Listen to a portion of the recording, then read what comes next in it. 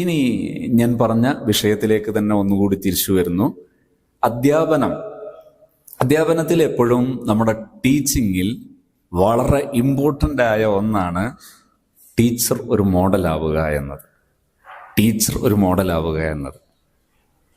ഒരു teacher class റൂമിലേക്ക് പോകുന്ന സമയത്ത്, ഒരു അധ്യാപിക ക്ലാസ് റൂമിലേക്ക് പോകുന്ന സമയത്ത് ആ അധ്യാപകന് ഈ ക്ലാസ് റൂം മേക്കിംഗ് ഹാപ്പി അല്ലെങ്കിൽ, സന്തോഷമുണ്ടാക്കുന്നതല്ലെങ്കിൽ അത് വളരെ അപകടമാണ്. നമ്മുടെ വീട്ടിലെ ടെൻഷനുകളോ, നമ്മുടെ കടങ്ങളോ, നമ്മളെ മുഷിപ്പുകളോ, നമ്മളെ ഫിയറോ നമ്മളെ അലട്ടുന്നുണ്ടെങ്കിൽ നാം ടീച്ചിങ് നടത്തുന്നത് വലിയ ഒരു ക്രൈമാണ്. നമുക്ക് ലൈഫിൽ ക്ലാസ്സിലേക്ക് പോകുന്ന സമയത്ത് ആ ക്ലാസ് നമുക്ക് സന്തോഷമുള്ളതാകണം. ഇവിടെ ഏതെങ്കിലും ഒരു വിഷയം നമ്മളെ അലട്ടുന്നുണ്ടെങ്കിൽ അത് പരിഹരിക്കാൻ നാം ബാധ്യസ്ഥമാണ്.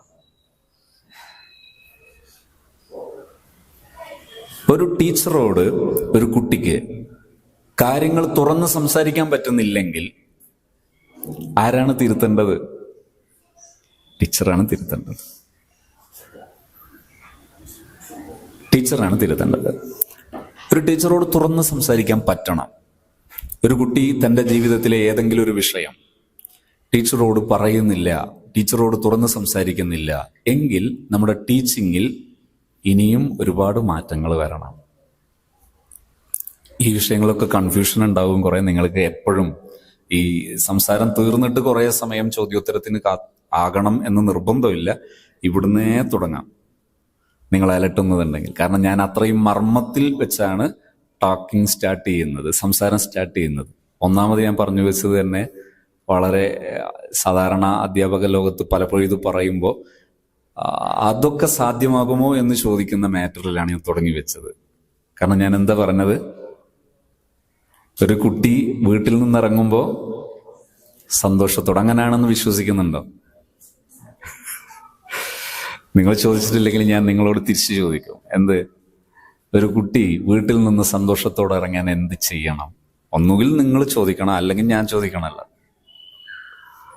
ഇപ്പൊ ചോദ്യത്തിന്റെ സമയം ഞാൻ ചോദിക്കാനായിട്ടില്ല, സമയമാകുന്നേ ഉള്ളൂ.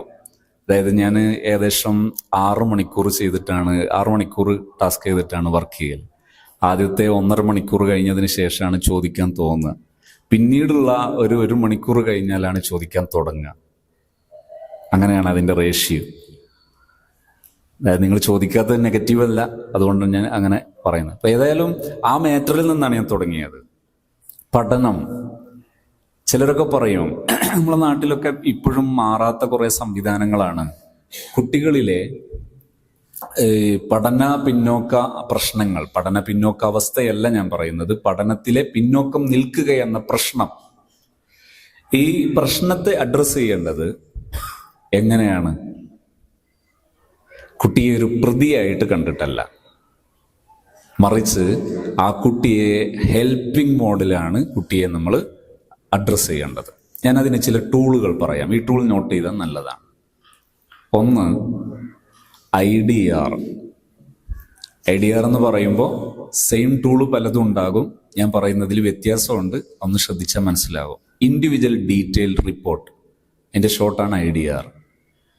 ഇതിൽ എന്താ വേണ്ടതെന്ന് കൂടി പറയാം. ഇൻഡിവിജ്വൽ ഡീറ്റെയിൽ റിപ്പോർട്ട് ഇതൊരു മൾട്ടി ഫേസ്ഡ് സൊല്യൂഷനാണിത്.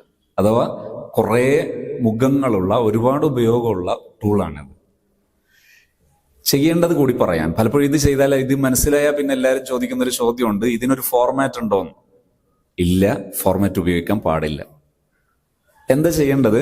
ഒരു നോട്ട്ബുക്ക്, കോമൺ ആയിട്ടുള്ള ഒരു നോട്ട്ബുക്ക്. ആ നോട്ട്ബുക്കിൽ നമ്മുടെ ക്ലാസ്സിലെ നമുക്ക് ചുമതലയുള്ള വിദ്യാർത്ഥികളുടെ പേരുകൾ ഓരോ പേജിന് നേരെ മെൻഷൻ ചെയ്യുക.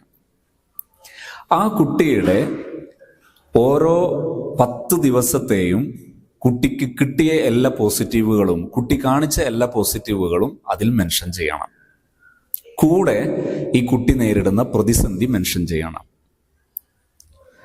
കുട്ടിയെക്കുറിച്ച് മിനിമം ഒരു 3 ഗുണങ്ങളെങ്കിലും എഴുതാത്ത ഒരു ടീച്ചർ ആ കുട്ടിയുടെ നെഗറ്റീവ് എഴുതാൻ പാടില്ല. മിനിമം ഒരു 3 ഗുണമെങ്കിലും എഴുതാത്ത ഒരു ടീച്ചർ ഒരു കുട്ടിയുടെ നെഗറ്റീവ് എഴുതാൻ പാടില്ല.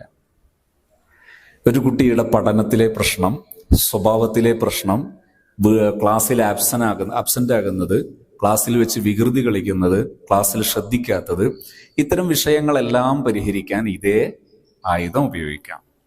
രണ്ടാമത്തത്, കുട്ടികൾക്ക് ഇൻഡിവിജ്വൽ ക്വാളിറ്റി ടൈം നൽകുക. ഇൻഡിവിജ്വൽ ക്വാളിറ്റി ടൈം നൽകുക. വ്യക്തിഗതമായി, പേഴ്സണലായി ക്വാളിറ്റി ടൈം നൽകുക.